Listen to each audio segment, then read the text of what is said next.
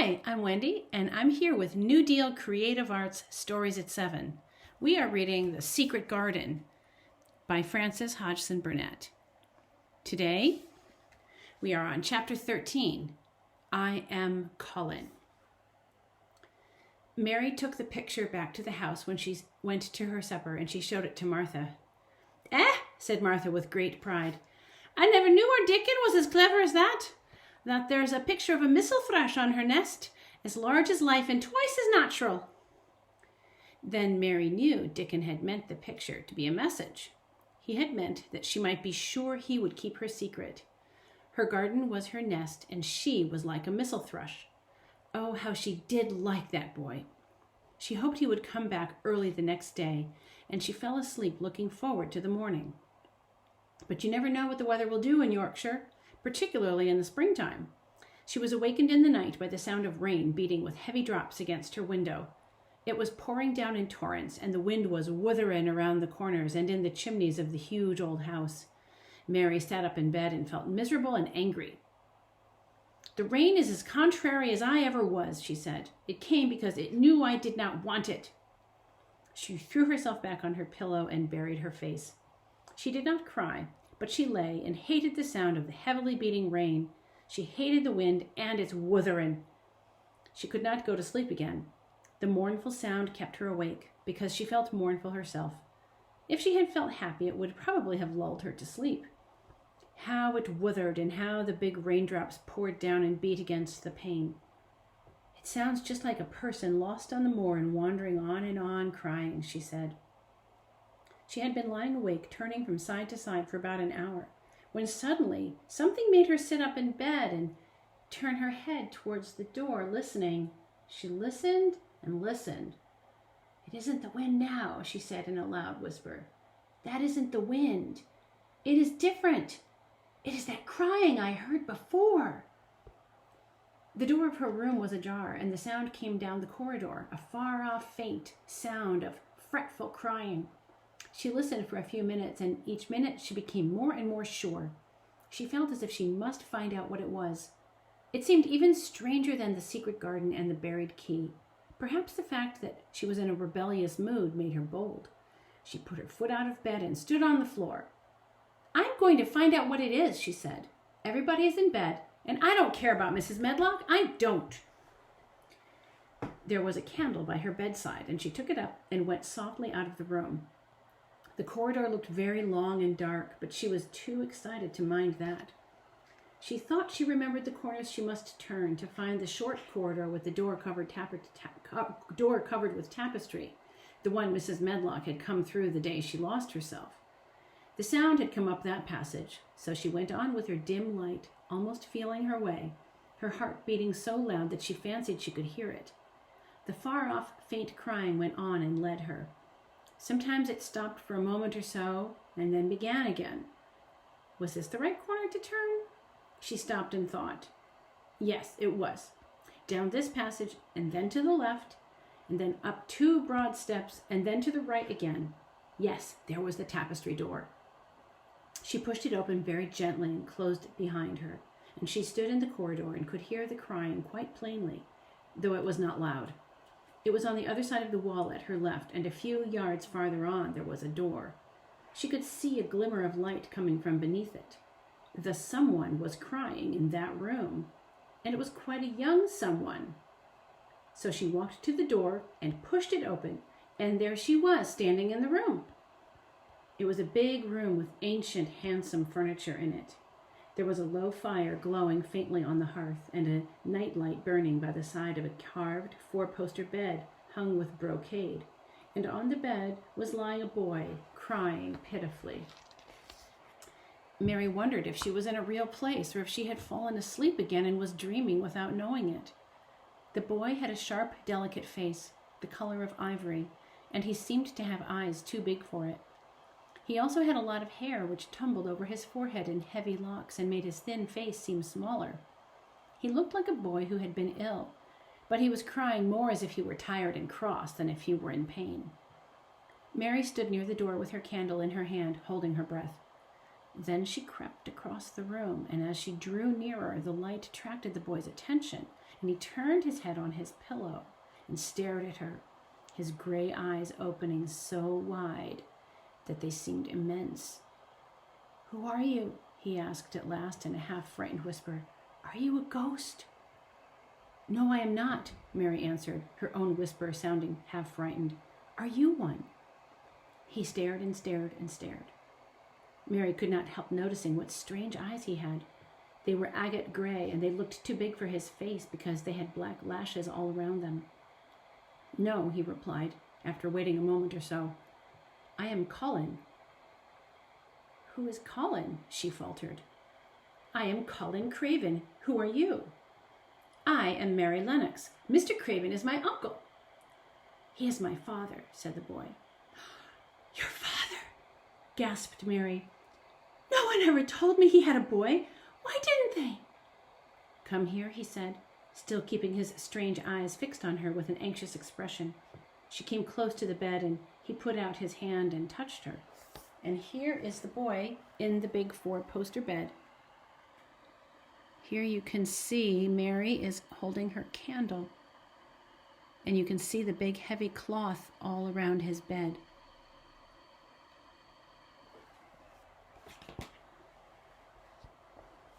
"You are real, aren't you?" he said. "I have had such real dreams very often. You might be one of them." Mary had slipped on a woolen wrapper before she left her room, and she put a piece of it between his fingers. A wrapper is like a bathrobe. "Rub that and see how thick and warm it is," she said. "I will pinch you a little if you like, to show you that I'm real. For a minute I thought you might be a dream too." "Where did you come from?" he asked. "From my own room. The wind wuthered so I couldn't go to sleep, and I heard someone crying, and I wanted to find out who it was." "What were you crying for?" "Because I couldn't go to sleep either, and my head ached." "Tell me your name again." "Mary Lennox. Did no one ever tell you I had come to live here?" He was still fingering the fold of her wrapper, but he began to look a little more as if he believed in her as real. "No," he said, "they daren't." "Why?" said Mary. "Because I should have been afraid that you would see me. I won't let people see me and look me over." "Why?" asked Mary again, feeling more mystified every moment. "Because I am like this, always, ill and having to lie down. My father won't let people talk about me either. The servants are not allowed to speak about me.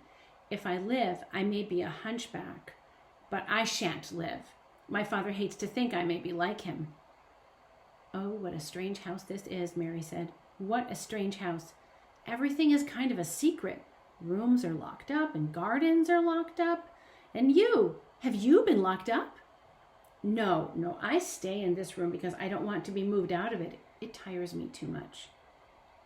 "Does your father come and see you?" Mary ventured. "Sometimes. Generally when I'm asleep. He doesn't want to see me." "Why?" Mary asked again. A sort of angry shadow passed over the boy's face. "My mother died when I was born, and it makes him wretched to look at me. He thinks I don't know, but I've heard people talking. He almost hates me." "He hates the garden because she died," Mary said, half speaking to herself. "What garden?" the boy asked. "Oh, just a garden she used to like," Mary stammered. "Have you been here always?" "Nearly always. Sometimes I have been taken to places at the seaside, but I won't stay because people stare at me. I used to wear an iron thing to keep my back straight, but a grand doctor came from London to see me and said it was stupid. He told them to take it off and keep me out in the fresh air. I hate fresh air, and I don't want to go out." "I didn't when I first came here," said Mary. "Why do you keep looking at me like that?" "Because of the dreams that are so real," he answered rather fretfully. "Sometimes when I open my eyes, I don't believe I'm awake." "We're both awake," said Mary. She glanced around the room with its high ceiling and shadowy corners and dim firelight. "It looks quite like a dream, and it's the middle of the night, and everybody in the house is asleep. Everybody but us. We are wide awake." "I don't want it to be a dream," said the boy restlessly.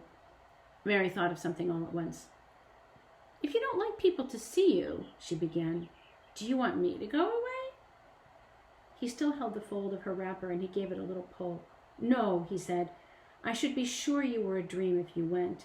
If you are real, sit down on that big footstool and talk. I want to hear about you." Mary put down her candle on the table near the bed and sat down on the cushioned stool. She did not want to go away at all. She wanted to stay in the mysterious hidden-away room and talk to the mysterious boy. "What do you want me to tell you?" she said. He wanted to know how long she had been at Misselthwaite. He wanted to know which corridor her room was on. He wanted to know what she had been doing, if she disliked the moor as he disliked it, where she had lived before she came to Yorkshire. She answered all these questions and many more, and he lay back on his pillow and listened. He made her tell him a great deal about India and about her voyage across the ocean. She found out that because he had been an invalid, he had not learned things as other children had. One of his nurses had taught him to read when he was quite little, and he was always reading and looking at pictures in splendid books. Though his father rarely saw him when he was awake, he was given all sorts of wonderful things to amuse himself with. He never seemed to have been amused, however. He could have anything he asked for, and was never made to do anything he did not like to do. "Everyone is obliged to do what pleases me," he said indifferently. "It makes me ill to be angry. No one believes I shall live to grow up." He said it as if he was so accustomed to the idea that it had stopped mattering to him at all. He seemed to like the sound of Mary's voice. As she went on talking, he listened in a drowsy, interested way. Once or twice she wondered if he were not gradually falling to sleep, but at last he asked a question which opened up a new subject. "How old are you?" he asked. "I am 10, answered Mary, forgetting herself for the moment. "And so are you." "How do you know that?" he said in a surprised voice. "Because when you were born, the garden door was locked and the key was buried in it. It has been locked for 10 years. Colin half sat up, turning towards her, leaning on his elbow. "What garden door was locked? Who did it? Where was the key buried?" he exclaimed as if he were suddenly very much interested. It was the garden Mr. Craven hates," Mary said nervously. He locked the door. No one knew where he buried the key." "What sort of a garden is it?" Colin persisted eagerly. "No one has been allowed to go into it for 10 years, was Mary's careful answer. But it was too late to be careful. He was too much like herself. He, too, had nothing to think about, and the idea of a hidden garden attracted him as it attracted her. He asked question after question. Where was it? Had she never looked for the door? Had she never asked the gardeners? "They won't talk about it," said Mary. "I think they have been told not to answer questions." "I could make them," said Colin. "Could you?" Mary faltered, beginning to feel frightened. If he could make people answer questions, who knew what might happen? "Everyone is obliged to please me. I told you that," he said. "If I were to live, this place would come to me sometime. They all know it. I would make them tell me." Mary had not known that she herself had been spoiled, but she could see quite plainly that this mysterious boy had been. He thought that the whole world belonged to him. How peculiar he was, and how coolly he spoke of not living. "Do you think you won't live?" she asked, partly because she was curious and partly she hoped to make him forget about the garden. "I don't suppose I shall," he answered as indifferently as he had spoken before. "Ever since I remember anything, I have heard people say that I shan't. At first they thought I was too little to understand, and now they think I don't hear, but I do. My doctor is my father's cousin. He is quite poor, and if I die, he will have all Misselthwaite when my father is dead. I should think he wouldn't want me to live." "Do you want to live?" inquired Mary. "No," he answered in a cross, tired fashion. "But I don't want to die. When I feel ill, I lie here and think about it until I cry and cry."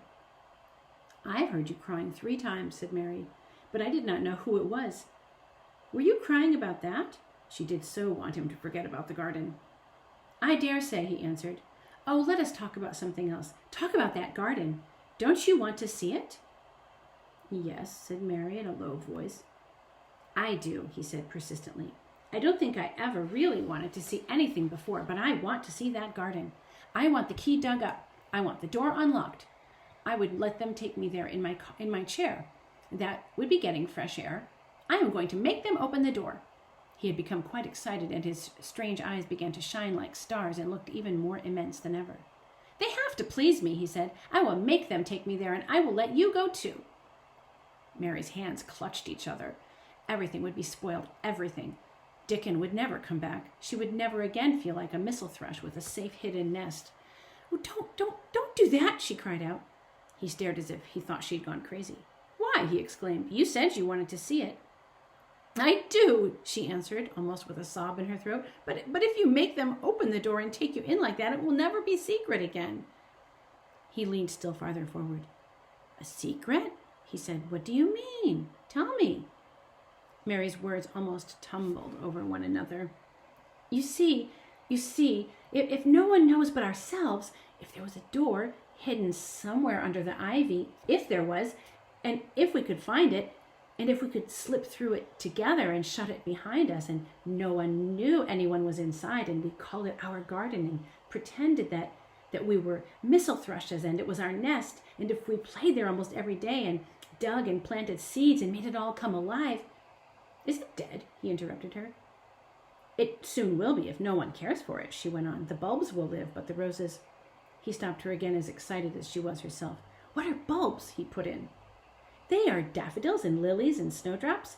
They are working in the earth now, pushing up pale green points because the spring is coming. Is the spring coming? He said. What is spring like? You don't see it in rooms if you are ill.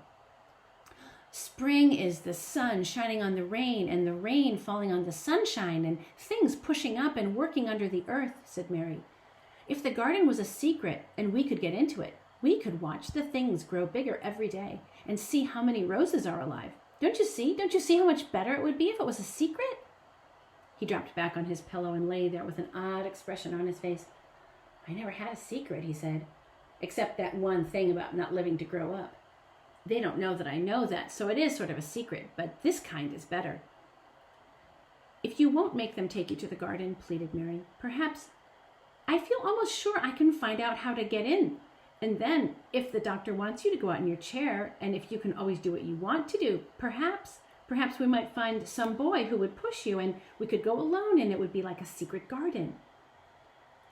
I should like that, said Colin, his eyes looking dreamy. I should like that. I should not mind fresh air and a secret garden. Mary began to recover her breath and feel safer, because the idea of keeping the secret seemed to please him. She felt almost sure that if she kept on talking and could make him see the garden in his mind as she had seen it, he would like it so much that he would not bear to think that everybody might tramp into it when they chose. I'll tell you what I think it would look like if you could go into it, she said. It has been shut up so long, things have grown into a tangle, perhaps.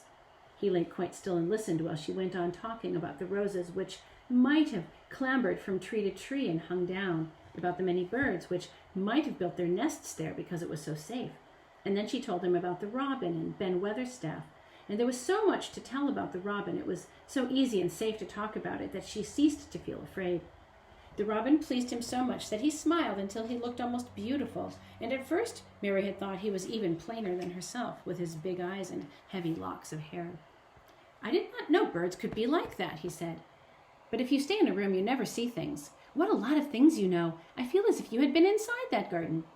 She did not know what to say, so she did not say anything.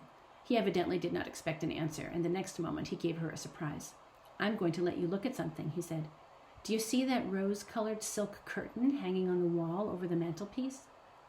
Mary had not noticed it before, but she looked up and saw it. It was a curtain of soft silk hanging over what seemed to be a picture. Yes, she answered.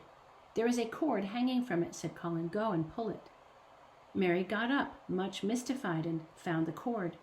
When she pulled it back, the silk curtain ran back on rings, and when it ran back, it uncovered a picture. It was the picture of a girl with a laughing face. She had bright hair tied up with a blue ribbon, and her lovely eyes were exactly like Colin's unhappy ones, agate gray and looking twice as big as they really were because of the black eyelashes all around them. She is my mother, said Colin complainingly. I don't see why she died. Sometimes I hate her for doing it. How strange, said Mary. If she had lived, I believe I should not have been ill all the time. I dare say I should have lived too, and my father would not have hated to look at me. I dare say I should have had a strong back. Here's a picture of the woman in the painting, and there's Mary holding the candle, looking up at it.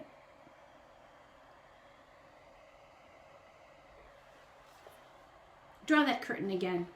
Mary did as she was told and returned to her footstool. Her eyes are much like yours. At least they are the same shape and color. Why is the curtain drawn over her? He moved uncomfortably. I made them do it, he said. Sometimes I don't like to see her looking at me. She smiles too much when I am ill and miserable. Besides, she is mine, and I don't want everyone to see her. There were a few moments of silence, and then Mary spoke. What would Mrs. Medlock do if she found out that I had been here? She inquired. She would do as I told her to do, he answered, and I should tell her that I wanted you to come here and talk to me every day. I am glad you came. So am I, said Mary. I will come as often as I can, but I shall have to go outside and look for the garden door every day. Yes, you must, said Colin, and then you can tell me about it afterwards. He lay thinking a few minutes as he had done before, and then he spoke again. I think you shall be a secret too, he said. I will not tell them until they find out. I can always send the nurse out of the room and say that I want to be by myself. Do you know Martha? Yes, I know her very well, said Mary. She waits on me. He nodded his head towards the outer corridor. She is the one who is asleep in the other room. The nurse went away yesterday to stay all night with her sister, and she always makes Martha attend to me when she wants to go out. Martha shall tell you when to come here. Then Mary understood why Martha looked troubled when she had asked about the crying. Martha knew about you all this time, she said. Yes, she often attends to me. The nurse likes to get away from me, and then Martha comes. I have been here a long time, said Mary. Shall I go away now? Your eyes look sleepy. I wish I could go to sleep before you leave me, he said shyly. Shut your eyes, said Mary, drawing her footstool closer, and I will do what my ayah used to do in India. I will pat your hand and sing something quite low. I should like that, perhaps, he said drowsily. Somehow she was sorry for him and did not want him to lie awake, so she leaned against the bed and began to stroke and pat his hand and sing a very low little chanting song in the language she learned in India. The language is called Hindustani. That is nice, he said, more drowsily still, and she went on chanting and stroking. But when she looked at him again, his black eyelashes were lying close against his cheeks, for his eyes were shut and he was fast asleep. She got up softly, took her candle, and crept away without making a sound. And that is the end of chapter 13.